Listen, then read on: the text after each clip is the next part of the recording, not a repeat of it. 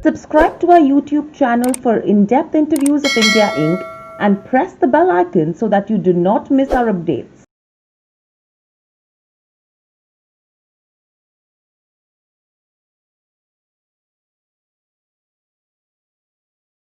Hello and welcome to Nirmal Bang, ladies and gentlemen. I'm Hiral Dadia. We have with us Rama Bijapurkar, management consultant, chairperson of think tank and fact tank, people research on India's consumer economy, and professor of management practice at IIM Ahmedabad joining in. Welcome to the show, Rama. It's a pleasure to have you and speak to you.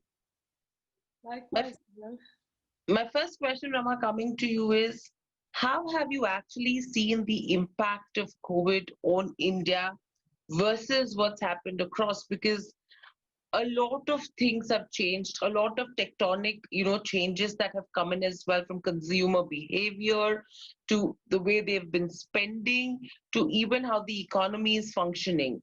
How would you actually take this entire period from March to now?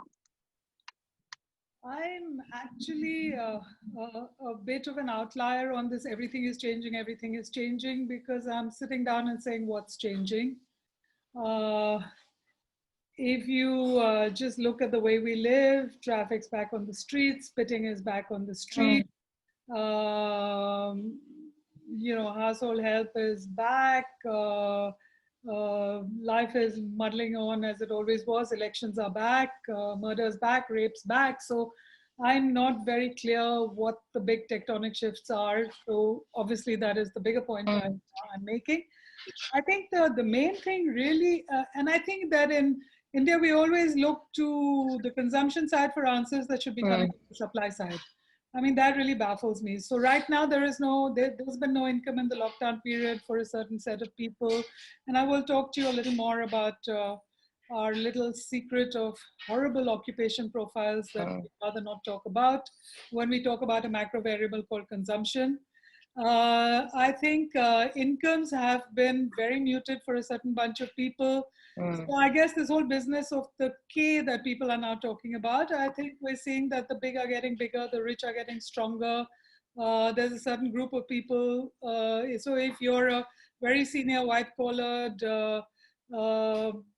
person sitting at home and you don't have expenses, you haven't been on your foreign holidays, your children haven't yet gone abroad and spent the dollars of their studies, I think you have a lot of surplus income, right?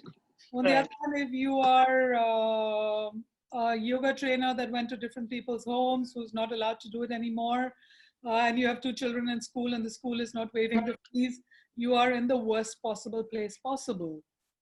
So I'm really seeing this distinction. Yesterday, when I went for a walk down towards Nana Chowk, I saw the Amar Sons, Prem Sons, Benza, the big shops on Warden Road completely empty. So there was lots of traffic on the road, and I wondered, where are people going? But then when I walked towards Nana Chowk, I saw the crowds. I saw little crockery stores that are completely jam-packed. Bhel puri is back on the street. Kebabs are back on the street. People are eating back on the street, and people are wearing jeans and t-shirts, not people who are sort of very, very down and out. So I'm a little circumspect about has there been a tectonic shift in the way we live. My favorite answer to this comes from a WhatsApp cartoon, which I wish I could show you, which has those circles that tell you what the social distancing should be, and everyone's got their chappals in the circle and they're sitting on the side and chatting because there hasn't been enough investment, economic activity, there's been shutdowns, whatever there might be. And even before that, I mean, before that, when you have no investment, given the occupation structure of India, because we seem to believe that consumption happens on magic fingers without income. Consumption happens because of income, and income happens because there is economic activity. And if there is no economic activity, then incomes have been severely stressed. So that is one side of the supply side. So until we fix our investment, to say, will consumption save us, to my mind, is a pretty stupid question. I mean, it's okay for a short period of time because surplus income is available with the rich people who will spend. And as I explained to you, some people do well, some people do badly. I think what I mean by the supply side is when there is enough economic activity, incomes actually start increasing. For a country like ours, when 95% does not have regular jobs and paychecks, right? If you're getting a regular paycheck, you're Mm. 1 or 5% of India and maybe 15% of urban India that's actually getting a regular paycheck. And within that, the formal is even smaller. So until we fix investment and the supply side and economic activity, we're not going to fix consumption. Consumption cannot happen without income. It may happen for a small period of time with surplus income, but consumption needs income and income needs economic activity. So we're just going to have to say when is investment going to come back into the economy? When is economic activity going to come back? Mm. Mm. And people say that, oh, people are not investing because there is no consumption. I find that extremely hard to believe. People are not investing for a variety of reasons that we know about, that I've written about often. They're not investing because of flip-flop of policies. They're not investing because they don't like all the governance rules that are coming in that are requiring major resets in the way they go. They're not investing because a lot of them are Mm. in NCLT or in jail. They're not investing because of a whole host of reasons. If you look at what's happened to corporate India, I think a lot of corporate India isn't the way it used to be. So until we fix that, the long term, the consumption is alive and well, thank you. Are Indians dying to consume? Absolutely they are. Okay, are Indians just waiting for a time to be able to buy all the good things in life? Of course they are. Mm. The only thing Mm. that's stopping them is income. So when you say, oh, consumption is back, rural India is doing okay, it just means that economic activity for casual labor, which makes up most of rural India and a little bit of agricultural self-employment, is still so far so good. Right. So with this, if you have to break this up, Rama, with regards to rural consumption, urban consumption, what would your take be? Because everyone's been talking about, in fact, a lot of, when you talk to brands, when you talk to FMCG companies, everyone's banking on rural side of India to see demand, to see growth, to see revival. And the expectation is that urban consumption is something which is going to pick up slowly. However, when you see the remittances which are happening from urban India to rural India, that has been on a decline. How fair is it to rely on rural India to generate probably a revival plan from here on? And do you think that's going to be sustainable? I think you cannot answer that question unless you understand the occupational profiles of India. No matter how often I put out occupational profile data from my think tank, it's met with thundering silence because we don't want to know that we're a nation of casual laborers and petty traders, and our great and glorious consumption engine is based on that. Mm. So if you look at rural India, 67% are casual labor. Casual labor are people who show up every day, mostly in construction or whatever else that they can get, and they're daily wage earners. Okay, 67 million of your total 190 something million Mm. households. It's roughly about 38% or whatever it is. Another 5 million are petty traders, which are hawkers, which is again daily wage workers.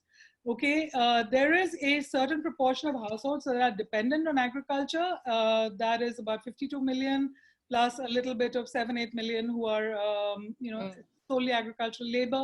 So if you actually look at the breakdown of households in rural India, I think the fact of the matter is that construction has not come to a grinding halt is what I hear. I hear that everyday life is happening the way it's happening. Agriculture has not been bad, but with the unseasonal rains, we don't know where it will be going forward. So it just means that the complete shutdown of life that we've had in urban India, which again, it's not that the urban population is better either, but if you take 30 million households in urban India that are dependent on casual labor, in urban India, they're probably earning nothing because in a city, you can't step out of your home. So to that extent, it is true that half of India's consumption expenditure, whatever you look at, comes, a little more than half comes out of rural India. It is also true that half of India's rich live in rural India. These are facts that we keep putting out repeatedly, that most of India's poor and half of India's rich live in rural India. So if rural India is all right in terms of everyday life, in terms of whatever economic activity is happening, then I think it will do better than urban India. So if you go back to the root cause, then, the question of, is this going to sustain us going through and so on and so forth? Right now it's doing better. Occupation profiles in both are just as lousy. Uh, Urban India is doing a much better job of shutting itself down because it's more crowded, some of which is now coming back. So, it's not a nice, sweet answer, but I think the fact of the matter is that where life is as usual, plus agriculture has been kind in the past season that's coming down, I think we've been okay. Where life is not, but then half of India's rich are really in rural India. So rural India is doing well, it's okay. But on the other hand, if you're focusing on the poorer parts of rural India, as a company, you are in pretty severe distress because there's no surplus income, there are no remittances, there is more family members' mouths to feed. Children school fees or whatever, they're not in government schools, have to be paid. So it depends on where you look and how. And that is the nature of the beast. Right. So with this, what are the kind of behavioral changes are you expecting post-COVID in terms of, because, as we are saying that if there is no growth with regards to economy, especially on the supply side, if there are no jobs, etc., you are going to see household incomes which will be decreasing, on the back of which the spends obviously are going to be low. So what's that shift are you expecting in terms of demand and consumption? Okay, I'm seeing a very different picture for different companies depending on where you are focused, because there are many, many, many Indias. We already know that. Now I'm inviting everybody to take the theory of many Indias with the data that we see and bite the bullet and look the tiger in the eye. So if you are targeting white collar people who have regular jobs in companies that are doing quite well, uh, a lot of companies we are also seeing have rolled back their pay cuts, they've rolled back their bonus cuts, and you've actually been spending less and you've discovered the joys of not ordering in, keeping children at home, etc., etc. I think you will be doing quite well. A lot of my friends have bought iPhone, whatever. Apple sales are doing quite well, thank you. If you are looking at other parts of it, it's not doing well. So post COVID, is there going to be dramatic change? I personally believe that people are going to be back to traveling. People are going to be back to doing whatever it is that they used to do. Uh, Having scrubbed our own dishes and cleaned our own floors, even rich people like us are quite happy to have household help come back and do it. Thank you very much. The only difference is that we have bought a whole set of de-risking gadgets. So Dyson vacuum cleaner sales at 52,000 rupees, I'm told. Everybody I know has a floor robot or a cleaner. So obviously there are certain certain things that are coming back. I think we are the rich are willing to spend a little more on better quality food if better quality food is available. But there again, I'm seeing a supply crisis. While I know that there are numbers of how many new brand launches and so on and so forth, a lot of companies have not been counter-cyclical at this time, even though they've had the money to spend on advertising, even though they have money to do new brand launches, even though, all of us, the consumer has been sitting down saying, I'm ready, I'm open, I'm experimenting. This is a grand experiment at the consumer side. But I'm not saying, but companies are so caught up in their supply chains from China and quite rightly in their work from home and their factories that have different rules all the time. So there is not that much action. And I think when the moment passes, the moment passes. This would have been the time to fundamentally change behavior. This would have been the time to talk constantly to the consumer.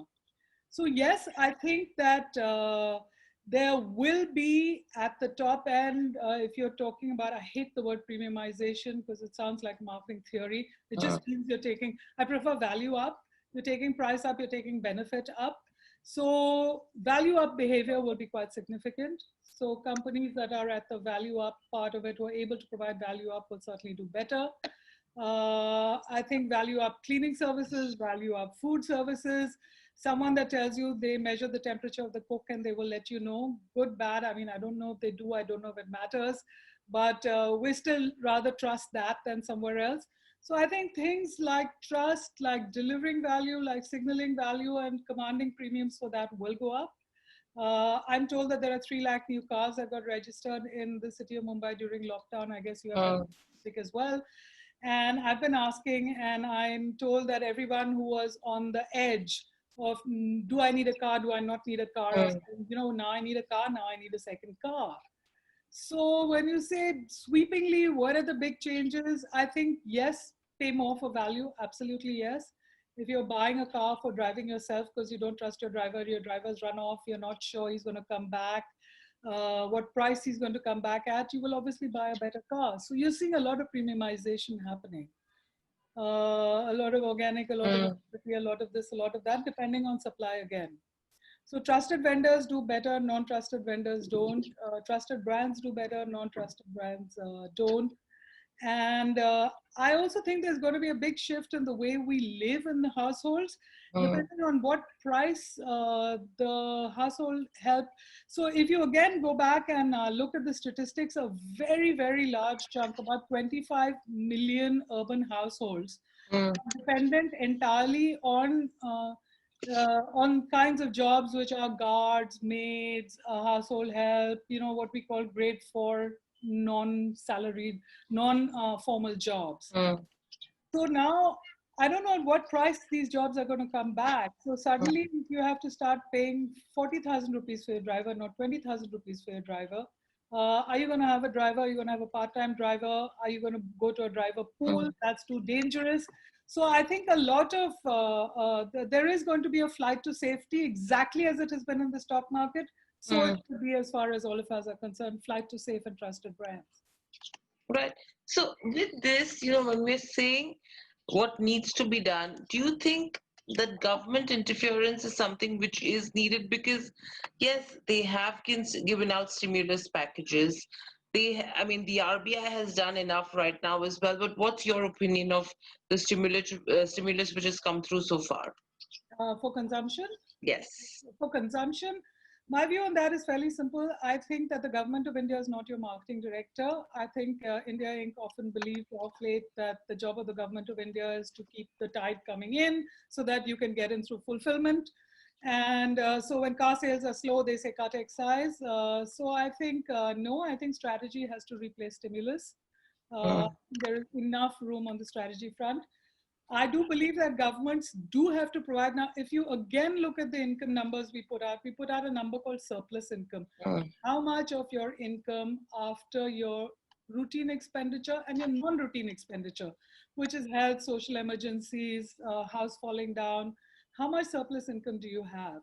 mm, 60% of India, so the bottom 20% of India is always running a negative surplus. In times like this, you must provide them a stimulus. The stimulus is not for India Inc. The stimulus is for people to live a decent life and survive and live and feed their children.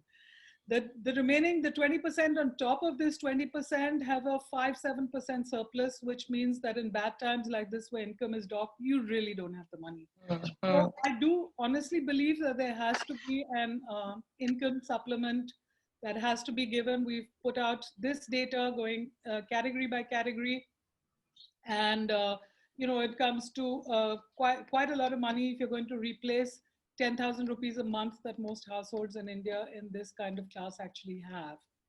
Now, I do believe the consumption problem relates to economic activity arising from mm. investment and so on. And therefore, to stimulate consumption is to me like, again, I'm not an economist, the economists will kill me, I guess, but it's like giving a glucose shot to a weak body. I mean, I'm not sure suddenly a lot of companies that are either in debt or NCLT or wrong business model or over leveraged are going to wake up and feel better because consumption is up. So no, I don't. I absolutely do not. I do very strongly support whatever you can do on the other side to not kill capacity in the economy. So whoever can survive on the supply side should be made to survive. These are Darwinian times, right? So I do believe that that punt is in the right direction. That's what I feel. Right. And then with this, Rama, what is your opinion with regards to work from home? Do you think as a trend, is something which could continue in a place like India? Could and should. I think these are two things. I have written to say that the entire work from home discussion has been zero people centric, 100 profit centric. Mm, Okay. And I think that's out there, and I think a lot of people are already feeling it because you live in small houses. Your mother-in-law mm, and you have to share the dining table at 12 o'clock. you for a call and her for lunch, two people at home, kids at home, it's not sustainable. I think it is the company's business to provide work, to provide you a toddler-free, mother-in-law free space where you can operate from. I also think that in India, a lot of our self-esteem is tied up. Where do you work? I work in PKC, right? Where do you work is not an innocuous question. It has so many layers of meaning that go with it. So that's on the should part. I think that on the should part, I think that I've not heard companies put out a lot of stuff saying we did a survey of all our 30,000 employees at home. This is the kind of square footage they have. This is the kind of so I've seen a few ads now for furniture rental for work from home and so on. But by and large, the people side of work from home has been completely silent. The profit calculations have been rampant. So I think there's going to be a reset. I think companies that continue to insist on work from home, if they do, then we're going to see a different kind of pattern on household rentals. We're going to see a different kind of negotiation taking place. We will see something has to give in the household because it cannot continue like this. So work from home is good for companies where people are eating at home. You know, earlier we used to say the action and all food is shifted to out of home. Now suddenly we find that it's shifted back home. So if you ask me, it looks like on every count we've gone back 10 years. So if you go back to where you were 7, 8 years ago, I think you're pretty much there. So if you're a company that missed the out of home boat altogether, I think you're a little better on the in-home boat. So I think work from home is yet to settle. There are certain things we're never going to do again, but there are a lot of things that I think options are going to be with people, which is going to make for a much more complex market. That's what I see. Right. And very lastly, Rama, with regards to the digital side, the technology side of it as well, I think there was a lot of resistance with regards to where, say, someone ordering from e-commerce platforms, someone still preferred probably ordering from your nearby Kirana store. Now we are seeing that shift which is happening. Digital sales is something which is picking up. In fact, there were years when brands have actually tried spending, but they've not really seen a lot of returns on that front. And now suddenly you're seeing that spurt. Do you think that's something which is sustainable? Yeah, I think the whole digital space is a trend that was well underway that has exploded. I spent 9 years on the board of NPCI. And I recently, we tracked during the lockdown time what use of digital payments, for example, has been. And we did it in the lower income, the middle, and the high. And it's really interesting that almost 1/3 are actually using digital payments in some form or the other. So I think it is wrong to look at different channels as silos. I mean, clearly, if I have to walk down to a shop which is a little far away and have a transport problem, I will order now. So I think ordering in is in many ways the default option. I order in for a lot more stuff now. I have a 90-year-old mother whose entire household, everything that's broken is ordered in from here. So yeah, that is absolutely true. I've always said on digital that when our temples went digital, the question of are we ready for digital or not is a non-question. Temples went digital a long time back. The other day I logged on to some invite I got from some spiritual group. And I was so surprised to find that their Zoom discussions, they actually had breakout groups and stuff like that, which was as sophisticated, in fact, more sophisticated than many of the voting discussions we have. So I think the digital thing is here to stay, which does not mean it won't go back. And it comes in many ways. So the vegetable vendor opposite my house is now saying, "मेरे को पिछले दिन WhatsApp पे भेज दो whatever you want." Correct. Whatever, आपको broccoli चाहिए, pumpkin चाहिए, celery चाहिए, stuff that I have to learn to. I'm experimenting and learning actually now because he's teaching me how to. And he's not keeping vegetable inventory. So your humble sabji wala who has a thela at the end of Gamadia Road is not keeping inventory. He's taking orders the previous day. If you talk to him, he says, WhatsApp bhejo. Okay, is he e-commerce? Is he not e-commerce? Is he digital commerce? Is he not digital commerce? Digital commerce plus delivery. So we have to just forget about our silos and look at what's happening. So I think a lot of these people are keeping less and less inventory. The other interesting thing he said to me is, I said, Sunday, will you give me vegetables? And he said, oh yeah, I'll give you fresh vegetables. I said, they don't come on Sunday. He said, nahi man, aajkal from Nasik and all the surrounding areas, tempos mein aa rahe hain, and they're dumping at various little places. So you have that many mini wholesale markets. So these are what are driving change in the whole digital space as well. So he's got an alternate supply chain that is driven, right? So yes, you're right. Supply does create demand. When a guy from Pune writes to me and says, if you order on Monday, I will give you farm fresh by Friday. I am weighing it. So the consumer only has one religion. Value is equal to benefit minus cost. Okay, consumer is not saying e-commerce is God, Kirana is not.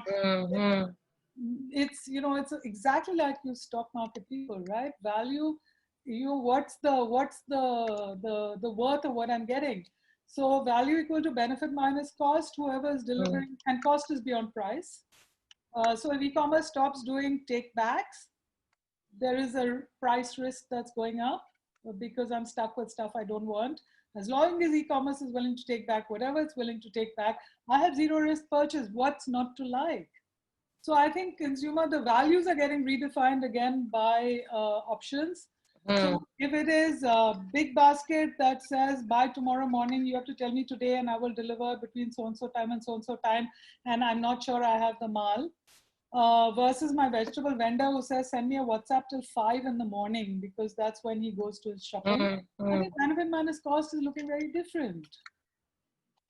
Absolutely, and I think that's something which we're seeing a pickup, and that's something, and then that's the space which is going to continue to see these kind of developments as well. Every business in India, from your humble, in fact, even your humble tailor is exchanging WhatsApp pictures with you of what he's done. So every business is a digital business. So let's just forget about the divide. Every business is a digital heart. Absolutely, and these changes are probably going to be for the better as well. For the better and forever. Absolutely. So thank you, Rama, so much for joining us on the show. It was a pleasure and really felt good to speak to you as well with the kind of thought process that you hold right now. And hoping to see you soon again, Yes. on the show. And I hope you enjoyed the discussion as well. Thank you, Hiral. It was a Thank wonderful you, and stay discussion. safe. Thank you. Thanks.